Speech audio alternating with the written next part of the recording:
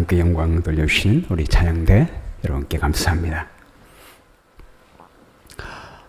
오랜만에 우리 찬양대원들 우리 찬양 드리니까 참 좋네요. 고맙습니다. 오늘은 우리의 삶의 완전한 구원자 예수 그리스도라고 하는 제목으로 함께 말씀을 나누겠습니다. 어저께 한국일보에 이런 기사가 나왔습니다. 우리 아이메디슨이라고 하는 기관에서 뇌파 AI 기술로 알츠하이머 병을 조기 진단하고 할 수 있는 기술을 개발했다는 이야기가 나왔습니다. 이제까지도 우리 알츠하이머나 치매를 진단할 수 있는 프로그램들이 있었습니다. 특별히 MRI 가지고 찍으면 알 수는 있었습니다. 그런데 조기 진단은 할 수 없었습니다.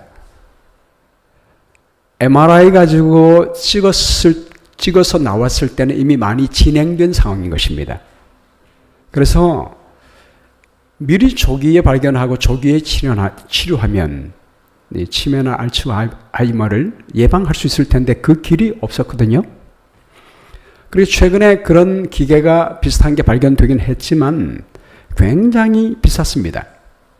그 바이오젠사라고 하는 회사에서 우리 알츠하이머 병 치료제 아두카두, 이름도 참 어려워요. 아두카두맙이라고 하는 치료제를 개발하고 FDA 승인을 받기는 했지만, 그러나 비교적 초기 단계이고 이 초기 단계도 약값이 1년에 5만 6천 달러가 듭니다. 우리 한국 돈으로 거의 6,200만 정도가 듭니다. 초기 단계임에도 불구하고 그렇습니다. 근데 이 AI로 만든 이 인공지능 기술인 이 기술로 말미암아 이 우리가 잘 아는 MRI와 함께 이렇게 접목해가지고 조기에 진단을 하는 것입니다. 아주 저렴한 비용으로 진단을 할 수 있게 됐다고 합니다. 그래서 미리 진단하기 때문에 치료할 수 있는 길이 열렸다고 합니다. 참 굉장히 반가운 소식이죠. 그래서 AI가 발달되면서 이 AI의 탁월한 능력들이 지금 나타나고 있습니다. 이뿐 아닙니다. AI로 말미암아 여러 분야에서 이 탁월한 능력을 나타내고 있습니다.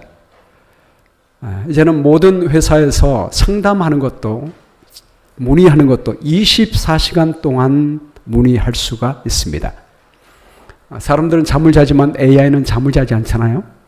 그래서 어떤 질문을 해도 이 AI가 상담을 해줍니다.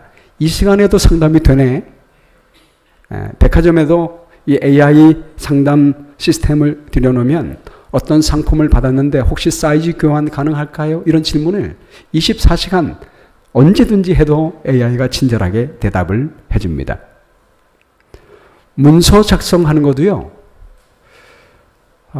요즘 학교 다니는 학생들이 굉장히 참 쉬워졌다고 그래요.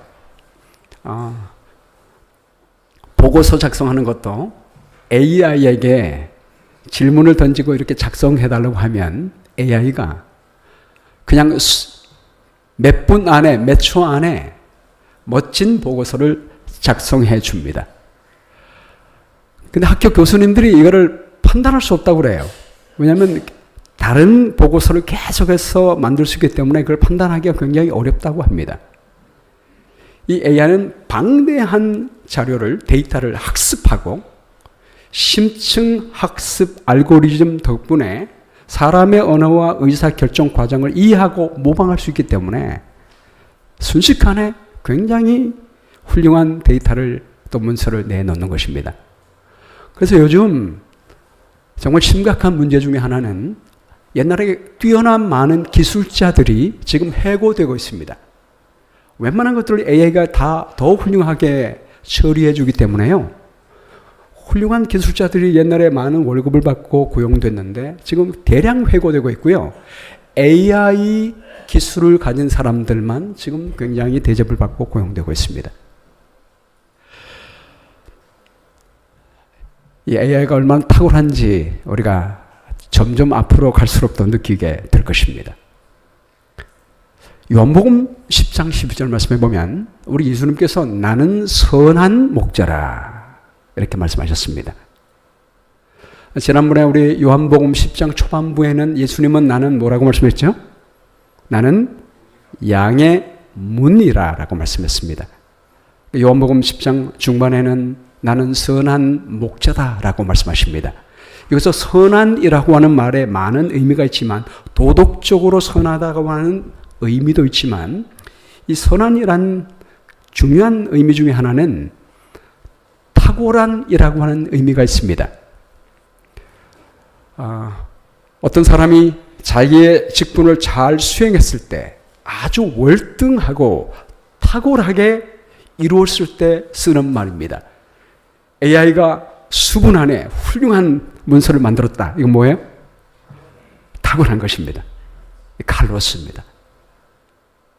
우리 예수님은 어떠한 목자라고요? 탁월한 목자, 칼로스, 선한 목자, 탁월한 목자라고 말씀하고 있습니다. 이 탁월한이란 말이 쓰인 예가 우리 신약 성경에 여러 번 있는데요. 그 중에 하나가 디모데전서 4장 5절 말씀에 하나님의 말씀과 기도로 거룩하여심이라 내가 이것으로 형제를 깨우치면 그리스도 예수의 좋은 일꾼이 되어 믿음의 말씀과 라고 하고 있습니다. 바울이 디모데에게 편지를 쓰면서 특별히 디모데는 젊은 목회자 아니겠습니까? 처음 목회 나가는 젊은 목회자를 큰 교회에 파송하면서 준 말입니다. 내가 그리스도 예수의 좋은 일꾼이 되라. 이 좋은 일꾼이 되는 방법은 바로 탁월한 일꾼이 되라 이 말입니다. 탁월한 일꾼이 되라. 하나님의 일을 감당하되 그냥 오영부영하는 것이 아니라 낮은 수준으로 하는 것이 아니요 탁월하게 일꾼이 되어 하나님의 복음을 전하라라고 말하고 있습니다. 그 탁월하게 되는 방법이 바로 앞에 하나님의 말씀과 기도로 그렇게 줄 수 있다. 우리의 혼자의 능력으로는 탁월할 수 없지만 말씀과 기도로 하나님과 하나가 되어지게 될 때 우리는 탁월할 수 있다라고 말씀하고 있습니다. 여러분 감사한 일 아니겠습니까? 우리의 능력이 5%밖에 안 될지라도 완전하신 하나님과 하나가 된다면 우리는 얼마가 될 수 있습니까? 100이 될 수 있습니다. 여러분이 30밖에 되지 않지만 완전하신 하나님과 하나가 된다면 여러분 얼마가 될 수 있습니까? 100이 될 수 있습니다. 우리가 그리스도의 좋은 군사, 탁월한 군사가 말씀과 기도로 주님과 하나가 될 때 될 수 있다라고 권면하고 있습니다. 그리고 디모데후서 2장 3절 말씀에는 너는 그리스도 예수의 좋은 병사로 나와 함께 고난을 받으라 라고 말씀했습니다. 좋은 병사는 어떤 병사입니까? 좋은 군인은 어떤 군인이에요? 오늘날 전장에서 표창 받는 군인은 어떤 군인이에요? 아마 적군을 많이 죽인 병사가 표창을 많이 받을 수 있을 것입니다. 그런데 하나님 나라의 군인은 사람을 많이 살리는 사람입니다. 사실 현대에도 우리 동료를 살리고 우리 국민들을 보호하기 위하여 싸우는 자체 때문에 사실 표창을 주지 않습니까? 마찬가지로 하나님의 군대에서 하나님께서 좋은 군사라고 하는 것은 사람들을 많이 구원하는 군사가 되라는 것입니다. 짧은 시간에 효과적으로 일을 하여 많은 사람을 구원하는 뛰어난 타고난 그리스도의 병사가 되라라고 말하고 있습니다. 그 방법이 뭐라고 말씀하고 있습니까? 바로 2절 앞에 있는 말씀에 말씀하고 있어요. 또 내가 많은 증인 앞에서 내게 들은 바를 충성된 사람들에게 부탁하라. 그들이 또 다른 사람들을 가르칠 수 있으리라.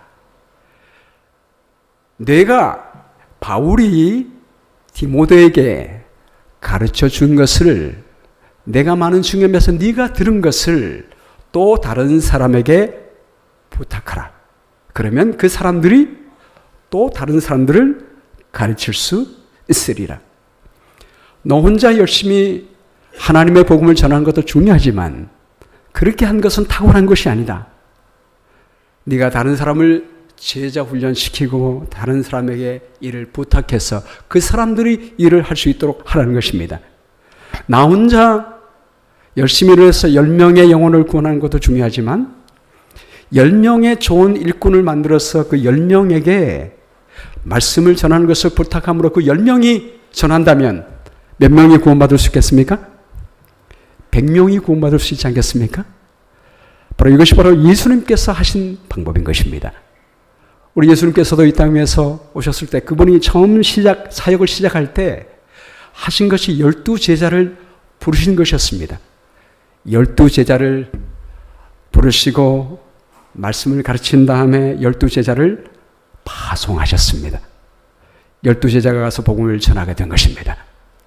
이것이 더딘 것 같지만 예수님께서 하시면 훨씬 쉽고 빠르지만 정말 우둔하고 연약한 제자를 훈련하고 교육해서 뭔가를 한다는 것은 정말 더딘 일이지만 여러분 이 결과가 어땠습니까? 처음에는 더딘 것 같았지만 이 12명이 몇 명이 됐어요? 70명의 제자가 됐고 120명이 됐고 나중에 성령이 임하게 됐을 때 3,000명이 침례받고 5,000명이 침례받고 여러분 지금 세계적으로 기독교회가 인구가 어떻게 된 줄 아십니까? 지금 제가 오늘 아침에 제가 통계를 보니까요 2024년도 기준으로 이 땅에 예수님 믿는 사람의 인구수가 32%가 됩니다. 이 32%는 지금 현재 세계 인구가 몇 명입니까? 81억이라고 그래요. 예수님을 믿는 사람이 32%이면 26억 명이 예수님을 믿게 된 것입니다. 아마 주님 혼자만 의지했더라면 절대로 되지 않았을 일을 다른 사람에게 부탁하여 그들이 복음을 전하게 했을 때 효과적으로 뛰어나게 일을 하게 된 것입니다. 이런 이유 때문에 저희가 이번 가을에도 전도회 하기 전에 소그룹 전도회를 먼저 하게 된 거예요. 우리 소그룹별로 먼저 말씀을 전하게 됐습니다. 여기 우리 이명규 장로님 그룹은 빠지게 됐는데요. 우리 미처 사진을 찍지 못해서 여기 올리지는 못했습니다. 이번에 우리 청장년 4그룹, 우리 장년들 7그룹, 우리 11그룹이 모여서 하나님 말씀을 전하게 됐습니다. 이번에 제가 보니까 엑스포를 위해서 초청하는 것도 각 소그룹에서 우리 소그룹 리더를 우리 초원장님들이 격려하고 독려해서 여러분들 초청하는 모습을 보니까 참 감사하고 효과 있는 모습을 보게 됐습니다. 이번 전도회 때도 여러분 소그룹에서 인도한 분들 그리고 이번에 소그룹 전도회에 오지 않았어도 여러분 연락하고 관심 있는 분들을 위하여 기도하고 소그룹별로 영혼들을 인도한다면 훨씬 효과적으로 될까요? 네, 그럴 것입니다. 그리고 전도회가 마친 다음에도 우리 소그룹별로 관계가 형성되었기 때문에 그분들을 잘 케어하고 보살피는데도 훨씬 효과적이고 탁월하게 이루어지게 되는 것입니다. 우리 예수님이 나는 선한 목자라. 이 말은 나는 탁월한 목자라고 말씀하고 있는 것입니다. 나는 탁월하게 사람들을 구원할 것이다 라고 말씀하고 있습니다. 그러므로 이 후반부에는 우리 예수님께서 탁월한 구원자가 되시는 이유에 대해서 말씀하고 있습니다. 첫 번째 우리 예수님이 모든 사람의 완전한 구원자가 될 수 있는 이유는 예수님은 부모가 자녀를 사랑하는 것보다 더 깊게 사람들을 사랑하시기 때문입니다. 나는 선한 목자라 하시면서 주님께서 이어서 하신 말씀이 뭡니까? 선한 목자는 양들을 위하여 목숨을 버린다라고 말하고 있습니다. 그리고 선한 목자와 그렇지 않은 목자를 비교하고 있습니다. 선한 목자는 양들을 구원하기 위하여 목숨까지 버리면서 구원하지만 삭구는 목자가 아니요 양도 제 양이 아니라 이리가 오는 것을 보면 양을 버리고 달아나니 이리가 양을 물어가고 또 해치느니라. 달아나는 까닭은 그가 삭군인 까닭에 양을 돌보지 아니함이라. 유대인들은 양이 많을 경우에 특별히 300마리 이상일 경우에는 대개 가족들이 양들과 가축들을 다 돌봅니다. 근데 300마리 이상이 되면 가족들이 돌볼 수 있는 수준이 아니잖아요. 그래서 일꾼을 고용하게 됩니다. 유대인의 탈무드나 미슈나를 보면요, 양치기의 종류가 4종류가 있다고 그래요. 첫 번째는 무보수로 일하는 사람, 보수받지 않고 발런티어로 그냥 도와주는 사람이 있고, 두 번째는 품앗이로 일하는 사람. 다른 사람의 양이 많을 때 내가 와서 도와주는 거예요. 그리고 내가 필요할 때 그 사람이 와서 도와주는 것입니다. 서로 품앗이로 하는 일꾼이 있을 수가 있고, 세 번째는 일당을 받고 일하는 사람. 매일마다 일당으로 고용하는 사람이 있습니다. 팔타임이죠. 그 다음에 네 번째는 주인에게 고용돼 풀타임으로 일하는 목자가 있었습니다. 근데 무보수로 돈을 받지 않고 일할 경우에는 내 양을 치다가 양이 예를 들어서 잃어버리거나 분실될 경우에 책임이 없습니다. 책임지지 않아도 무보수니까 책임지지 않아도 됩니다. 그러나 일당을 받고 일하거나 월급을 받고 일할 경우에는 책임이 있습니다. 만일 양이 분실되거나 그러면 물어내야 합니다. 그런데 돈 받고 하는 품꾼일지라도 조건이 있었습니다. 예를 들어서 내가 양을 돌보고 있는데 한 마리의 이리가 왔다. 그런데 도망갔다. 그러면 배상해야 합니다. 그러나 2마리 이상의 이리가 와서 목자의 목숨이 위협을 당할 경우에는 자기 목숨을 구원하기 위하여 양을 버리고 가도 괜찮았습니다. 괜찮습니다. 그러니까 예수님께서 하시는 말씀이 이거예요. 사꾼은, 돈 받고 일하는 일꾼은 내 목숨이 위험하면 양이 위협을 받아도 어떻게 합니까? 도망갑니다. 그렇게 해도 괜찮으니까 도망가요. 여러분, 다윗은 우리가 사무엘상 17장에 보면 이런 대목이 나와요. 다윗이 양을 치고 있는데 사자나 곰이 와서 떼에서 새끼를 물어가면 다윗은 어떻게 했습니까? 이리 정도가 아니라 누가 왔어요? 곰, 사자가 왔어요. 그러면 도망가도 되잖아요. 사꾼일 경우에는. 그러나 다윗은 그렇게 하지 않았습니다. 일어나서 그 수염을 잡고 그 곰을 쳐 죽였다고 했습니다. 정말 목숨 걸고 양을 지킨 것입니다. 왜 그렇게 했을까요? 이거는 내 양이니까. 아버지의 양은 내 양이잖아요. 내 양이니까 그렇게 할 수가 있었던 것입니다. 예수님께서 이 말씀하십니다. 우리 참 중요한 말씀이니까 함께 읽겠습니다. 시작. 나는 선한 목자라. 나는 내 양을 알고 양도 나를 아는 것이 아버지께서 나를 아시고 내가 아버지를 아는 것 같으니 나는 양을 위하여 목숨을 버리노라. 우리 예수님께서 왜 우리를 위하여 목숨을 버리는지 그 이유를 강조하고 있습니다. 지금 3번 강조해서 나오는 것이 뭡니까? 알고라는 말이에요. 근데 알고라는 말이 헬라말로 보면 게노스코입니다. 이거 중요한 말이니까 한번 따라해볼까요? 게노스코. 게노스코. 게노스코는요, 경험으로 아는 거예요. 지식적으로 학교에서 책 보고 아는 게 아니라 경험으로 아는 것입니다.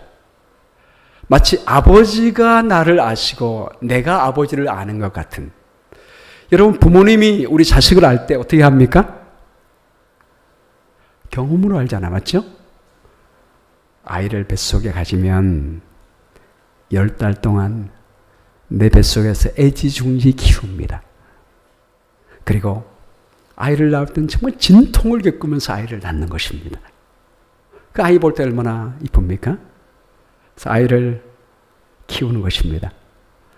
우리 아이는 엄마를 모를 때부터 우리 엄마는, 아빠는 아이를 알고 평생 키우는 것입니다. 여러분, 이렇게 아는 사이는 여러분 자녀가 죽게 된다면 대신 목숨을 걸 수 있습니까? 네, 대신 목숨을 걸 수 있습니다. 이게 바로 게노스코입니다. 우리 예수님께서 우리를 알되 어떻게 안다고요? 그렇게 한다고 했습니다. 근데 우리 인간적인 부모가 자녀를 낳는 것은 안 기간이 얼마나 돼요? 안 기간이 얼마나 됩니까? 뭐 5년, 10년, 20년 길어야 여러분 여기에 제일 나이 많으신 분 중에 부모님 살아계신 분 누가 계신가 모르겠네요. 네. 여기 70세 넘으셨는데 부모님이 살아계신 분 있습니까? 네, 우리 김정주 집사님, 네, 우리 김숙자 집사님 지금 계시잖아요. 80세 넘으셨는데 부모님 살아계신 분 있어요? 네, 거의 없죠. 우리가 부모님과 아는 시간은 길으면 70세, 80세 안쪽입니다. 그래도 우리 부모님은 자식을 위하여 목숨을 버릴 수가 있습니다. 근데 우리 하나님께서, 우리 아버지께서 나를 아시고, 우리 하나님 아버지가 예수님을 아는 기간은 얼마나 될까요? 영원입니다. 영원입니다. 근데 예수님이 우리를 사랑하시되, 우리를 알되, 얼마나 안다고 말씀했습니까? 아버지께서 나를 아시는 것처럼, 내가 아버지를 아는 것처럼, 내가 내 양을 안다라고 말씀하고 있습니다. 야, 이거 정말 엄청난 말이죠? 우리 예수님이 여러분을 언제부터 아셨다고요? 여러분이 태어날 때부터가 아니라 오래전부터 안다고 말씀하고 있습니다. 그 말씀이 에베소서 1장 3절 말씀에 기록되어 있습니다. 찬송하리로다. 하나님 곧 우리 주 예수 그리스도의 아버지께서 그리스도 안에서 하늘에 속한 모든 신령한 복을 우리에게 주시되 언제부터요? 창세 전부터 태초부터 그리스도 안에서 우리를 택하사 우리로 사랑 안에서 그 안에 그 앞에 거룩하고 흠이 없게 하시려고. 우리 준수가 몇 년도에 태어났어요? 몇 년도? 2000? 몰라? 2000 몇 년도? 한결이는? 6월 10일 2014년도. 맞습니다. 2014년도. 네. 2014년도 6월달. 그럼 하나님이 우리 한결이 아시되 2014년도 태어날 때부터 아셨을까요? 엄마 아빠는 미리 전부터 가졌을 때부터 알았겠죠. 근데 우리 하나님은 언제부터 알으셨다고 이게 말씀하고 있어요? 창세 전에 한결이를 2014년도에 태어날 것을 오래 전부터 이미 다 계획하시고 그 계획에 의하여 만드셨다는 거예요. 어떤 사람은 기원전 200년 전에 계획하시고 태어나게 하시고 우리는 2014년도에 한결이가 태어날 수 있도록 하나님께서 계획하셨다는 것입니다. 하나님 오래전부터 우리를 사랑하셨다라고 말씀하고 있습니다. 그 기쁘신 뜻대로 우리를 예정하사 예수 그리스도의 아들로 말미암아 예수 그리스도로 말미암아 자기의 아들들이 되게 하셨습니다.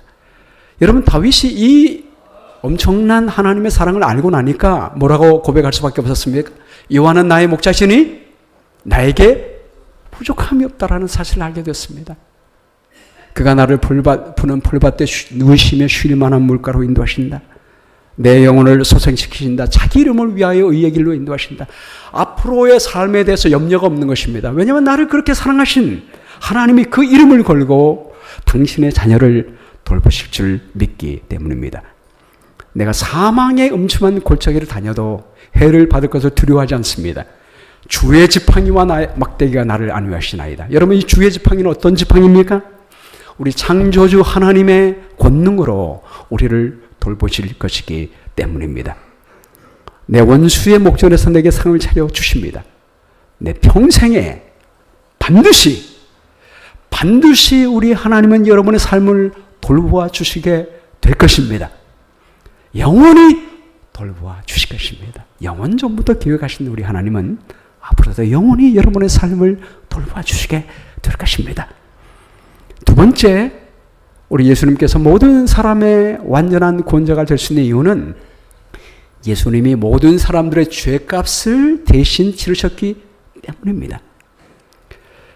16절에 주님께서 말씀하시기를 또 이 우리에 들지 아니한 다른 양들이 내게 있어 내가 인도하여야 할 터이니. 자, 여러분 여기 우리에 든 양이 있고 우리 안에 들지 아니한 양이 있습니다. 자, 지난 시간에 우리가 우리 얘기할 때 목자가 밤이 되면 내 양을 데리고 어디로 들어간다고 했죠? 예, 우리 안으로 들어갑니다. 그러니까 내 양은 다 어디 있어요? 우리 안에 있어요. 근데 우리 밖에 있는 양들이 있는데 우리 예수님은 다른 양들이 내게 있어 라고 말하고 있습니다. 다른 양들이 우리 밖에 있는 양들이 내게 있다. 내가 인도해야 할 터인데 그들도 내 음성을 듣고 한 무리가 되어 한 목자 아래 있으리라고 말씀하고 있습니다. 자, 그러면 여러분께 질문합니다. 우리 안에 있는 양은 지금 하나님께 비유하면 어떤 양일까요? 우리 안에 있는 양은 어떤 양이에요? 여러분이에요. 그렇죠? 이 교회 안에 있잖아요, 여러분이. 하나님을 믿는 자녀들, 우리 안에 있는 양입니다. 근데 우리 밖에 있는 양은 어떤 양이에요? 하나님을 믿지 않는 양들입니다. 우리 예수님의 관심은 우리 밖에 있는 사람들도 우리 안에 들어와서 생명을 얻기를 원하시는 것입니다. 우리 구약을 봐도 우리 주님은 우리 밖에 있는 영혼에 대한 관심이 있습니다. 이사야 49장 6절 말씀에도 그가 이르시되 내가 나의 종이 되어 야곱의 지파들을 일으키며 이스라엘 중에 보존된 자를 돌아오게 할 것은 매우 쉬운 일이라. 이 말이 무슨 말이에요? 야곱의 지파, 하나님의 백성들, 포로로 잡혀가 있는 이스라엘 백성들을 돌아오게 할 것인데 이것은 쉬운 일이야. 내 백성 구원해내는 것 쉬운 일이야. 내가 또 너를 이방의 빛으로 삼아 나의 구원을 베풀어서 땅 끝까지 이르게 하리라. 더 중요한 것은 우리 밖에 있는 이방인들에게 너를 보낸다. 너를 이방의 빛으로 삼는다. 이 빛을 어둠 가운데 비추어라라고 보내는 것입니다. 땅 끝까지 가라라고 벌써 구약부터 주님께서 부르셨습니다. 그리하여 요한복음 3장 16절에 우리 예수님이 이 땅에 오셔서 십자가에서 죽으실 때는 하나님이 세상을 이처럼 사랑하사 할 때 이 세상은 뭘 의미하고 있습니까? 이 세상은 하나님의 백성뿐만이 아니라 이 세상에 있는 모든 사람들, 특별히 세상이라는 의미는요, 세상 사람들 하면 우리가 무슨 의미예요? 구원받지 않는 무리를 말하고 있습니다. 우리 주님은 세상 모든 사람들을 위하여 십자가에서 피를 흘리셨음을 믿게 되기를 주의 이름으로 축원합니다. 여러분, 그러므로 이 온 땅에 있는 사람들이 구원 받을 수가 있습니까? 이미 우리 예수님께서 온 땅에 있는 사람들을 구원하기 위하여 준비하셨습니까? 온 땅에 있는 사람들을 위한 구원의 길이 준비가 됐습니까? 그렇습니다. 그러므로 그를 믿는 자마다 누구든지 믿으면 멸망하지 않고 영생을 얻을 수가 있습니다. 할렐루야! 얼마나 귀합니까? 지금 우리가 죽어가고 있어도 사람들이 죽음 가운데 있어도 주님을 믿으면 이미 구원의 길을 베푸신 주님의 생명을 얻을 수가 있다는 거예요. 시편 100편, 제가 요즘 얼마 전에 우리 새벽기도회 때 시편 100편을 함께 나눴고, 제가 너무나 감동을 받아서 이 말씀을 계속 지금 외고 암송하고 있습니다. 함께 읽을까요? 온 땅이여 여호와께 즐거운 찬송을 부를지어다. 이 온 땅은 누구를 의미해요? 이 세상에 교회 안 나오고 하나님 믿지 않은 사람들을 향해서도 온 땅이여 즐거워하라라고 말하고 있습니다. 왜 온 땅이 즐거워해야 합니까? 기쁨으로 여호와를 섬기며 노래하면서 그의 앞에 나갈지라. 기쁘게 나가라. 왜냐하면 여호와가 우리 하나님이신 줄 너희는 알지어다. 우리 하나님은 교회 다니고 예수님 믿는 우리뿐만이 아니라 주님은 여러분 모두를 위하여 십자가에서 피를 흘리시고 구원하셨기 때문에 여러분 모두가 하나님의 백성입니다. 이걸 아십시오. 그는 우리를 지으신 이시요 우리는 그의 것이니 그의 백성이요 그의 기르신 양입니다.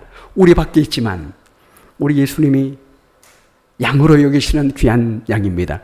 그러므로 감사함으로 그의 문에 들어가며 찬송함으로 그의 궁정에 들어가서 그에게 감사하며 그의 이름을 송축하십시오. 누구든지 교회 나와서 하나님께 예배하십시오.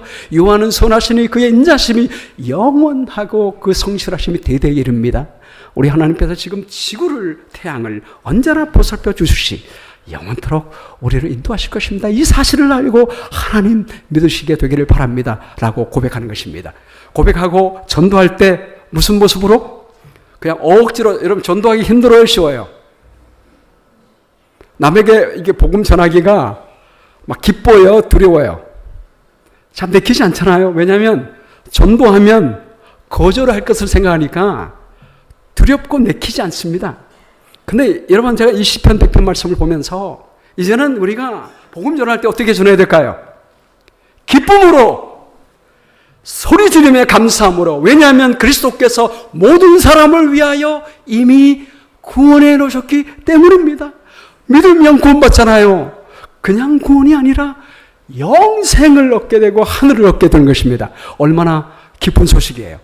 그러면 이 기쁜 마음으로 전해야 되지 않겠습니까?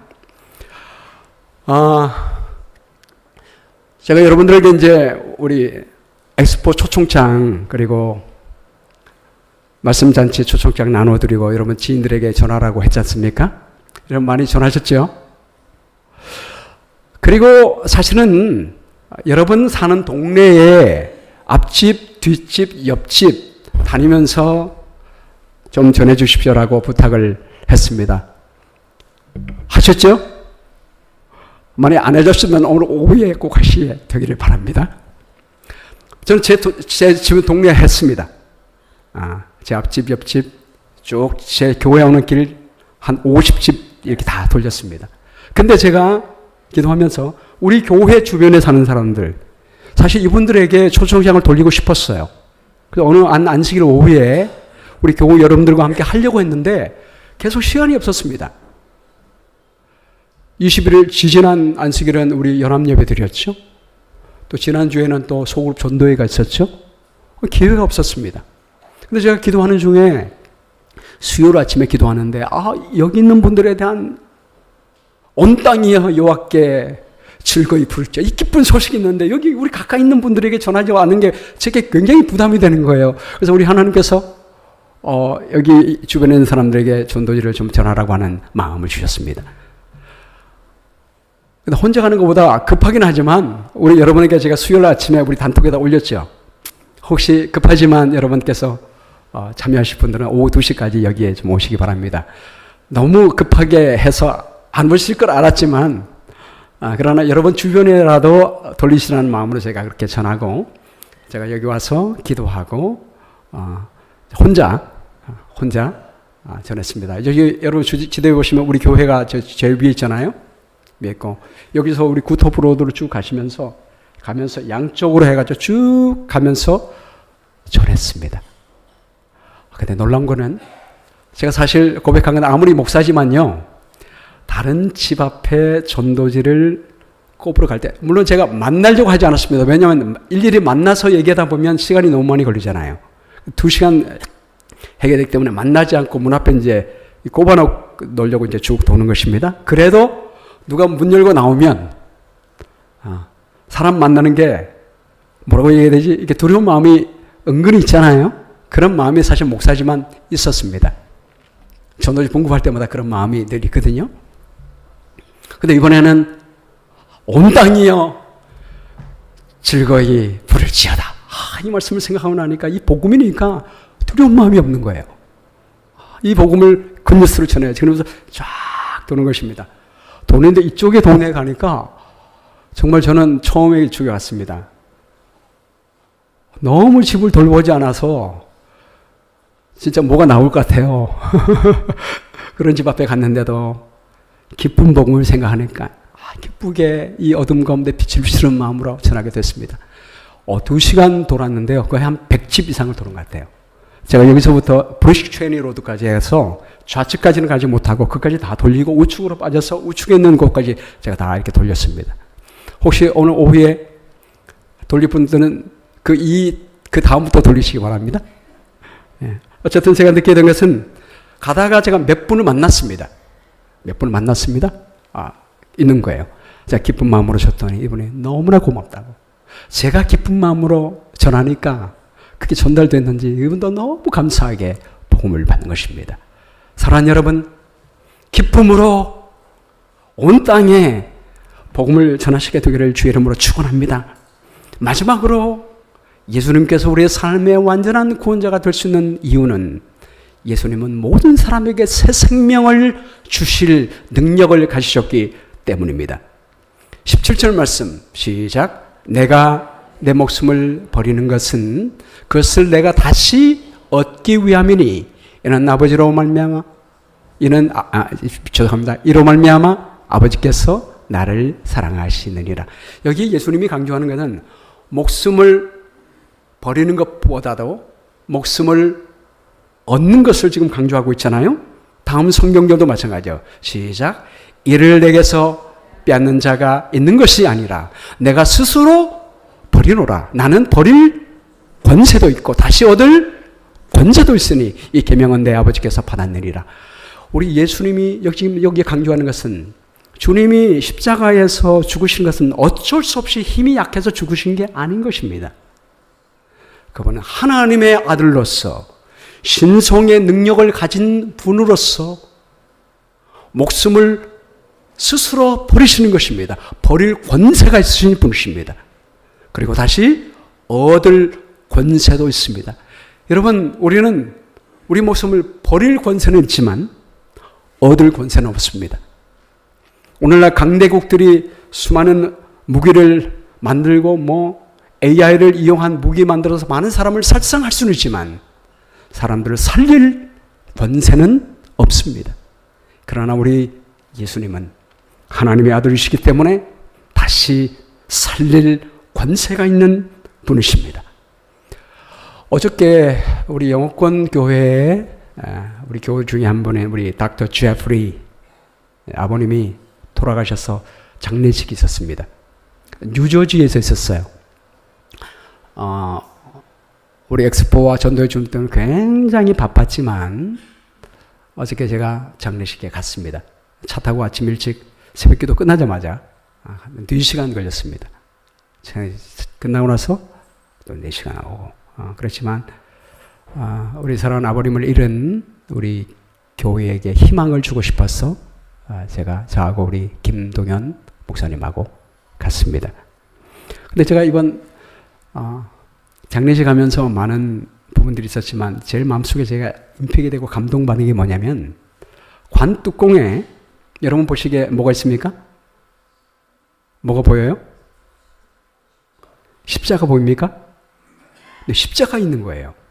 저는 제가 장례식 많이 해봤지만 그 관 뚜껑에 십자가가 있는 것은 처음 봤어요. 제가 이걸 보면서 그 자녀의 믿음의 고백이라고 생각했습니다.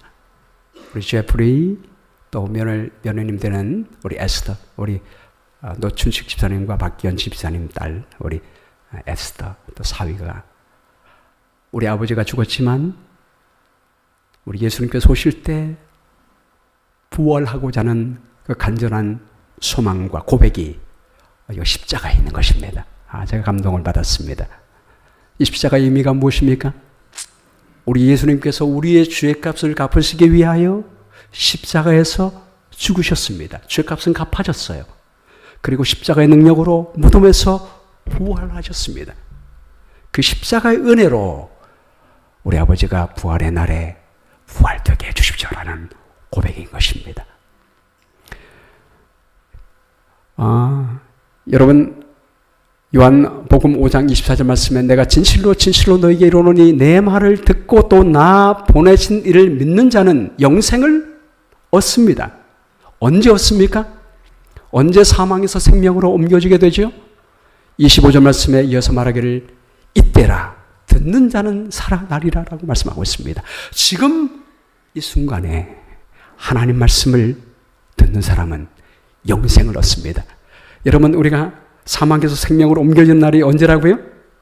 예수님 오실 때 무덤 속에서 부활할 때가 아닙니다. 지금 이 순간 주님의 말씀을 듣고 주님을 영접하는 순간에 우리는 사망에서 생명으로 옮겨지게 되는 것입니다. 할렐루야! 그 생명 있는 사람이 예수님 오실 때 그냥 나오는 거예요. 그분의 음성을 듣고 나오는 것입니다. 지금 이 순간 이 안식일에 말씀을 듣는 여러분의 가슴 속에 하나님의 영생이 있게 됨을 믿습니다. 지금 이 순간 우리는 살아나게 됩니다. 지금 이 순간 우리가 엑스포를 통해서 다음 주에 있을 복음전도를 통해서 말씀이 선포될 때 사람들은 살아나게 되는 것입니다. 그래서 이번 엑스포와 전대를 하는 것입니다.